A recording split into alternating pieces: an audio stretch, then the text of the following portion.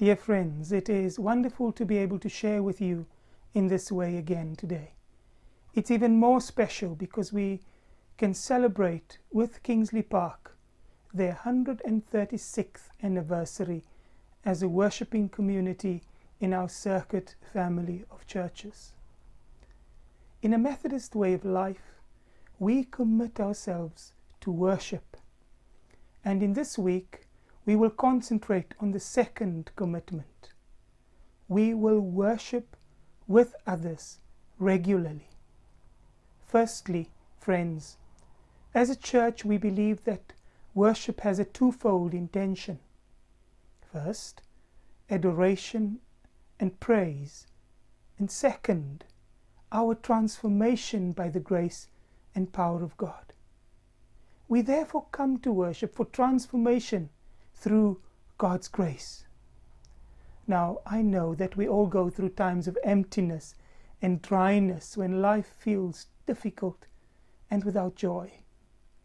We all know what it feels like to be hurt, rejected, or exhausted by life's demands. And if anyone knew what it was like to be worn out by life and rejected by neighbors, it was the Samaritan woman in today's reading. We don't know the reasons for her sexual history. There are many possible reasons for her marital history other than her moral laxity.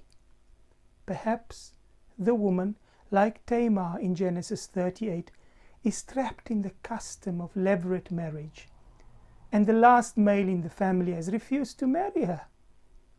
It always fascinates me that the reasons for her marital history intrigue commentators and preachers, but that it doesn't concern Jesus at all. So yes, we don't know the reasons for her sexual history, but we can be sure, since she came to the well at the one time when no one else was supposed to be there, that she did not have a good relationship with her neighbors. With all of this rejection and pain, the encounter with Jesus must have felt quite threatening at first. But of course this soon changed. We all long for refreshment, for living water to flood our souls and quench our thirst for vibrant, meaningful life.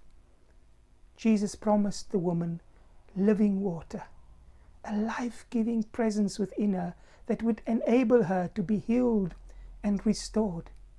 And friends, she received it as they spoke.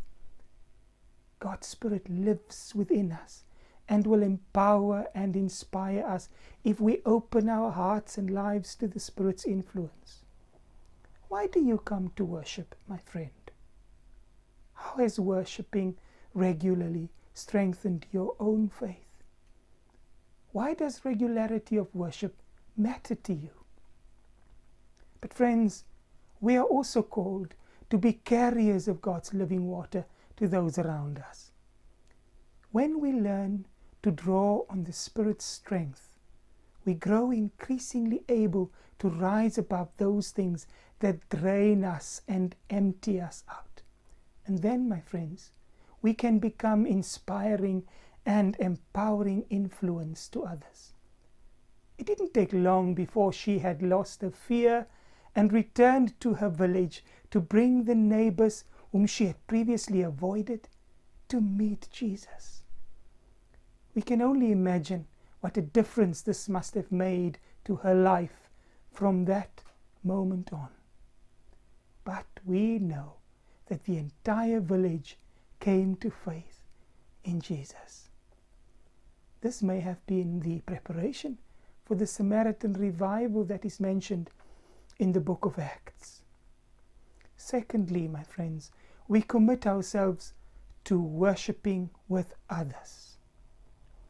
This shared nature of worship reminds us that the followers of Jesus are called to be a community of believers, a faithful people, and to make disciples of all nations, which we read about in Matthew 28:19 and 1 Peter chapter 2 verses 9 to 10. The Samaritan and Jewish conflict so dominated this woman's perspective that her words to Jesus in verse 20 contain no reference to who is being worshipped. True worship, my friends, Jesus says, is no longer defined by place, but as worship in spirit and in truth, in verses 23 to 24. Worship of God in spirit and truth does not point to an internal spiritualized worship, but to a form of worship that reflects and is shaped by the character of God as revealed in Jesus' way of unconditional love, grace, inclusion, and justice. Around us, my friends, in our places of worship and in our daily living, are others who also need the living water. And we have a responsibility to share it with them, irrespective of who they are. This doesn't mean that we must preach at them. Rather, it means that we can simply accept and love them as Jesus did with this woman, and through our welcome, bring healing and refreshment to their hearts. Archbishop Rowan Williams, in Being Christian, writing about Holy Communion, reminds us that we are there because God invites us. And we should remember, my friends, that this obliges us to see the person next to us as wanted by God. God desires that person's company as well as our own. And so I want to leave you with these questions today.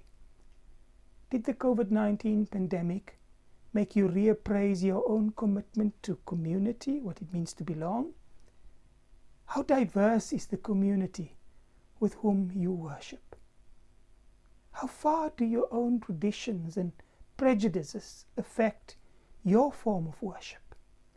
And friends, what can we do to let our worship reflect something of God's character of love and grace and inclusion? Amen.